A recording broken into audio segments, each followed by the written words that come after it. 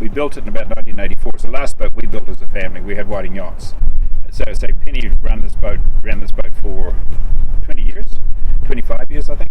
She had Yanmar, so it was such a successful motor, the first one, but it was just getting old and tired. Right. And she said, I can't turn the key and expect it to run anymore because it's been going like this for 30 years. So she said, give me a new motor. So we did that.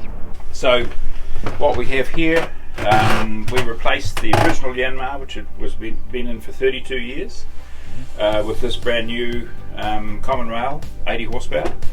But the old motor had never let her down. She'd done like 8,000 hours, and she taught, Penny had taught 33,000 people how to sail, single-handed on this boat. And the Yanmar she used every day by herself, never let her down. So she said, I want a brand new Yanmar.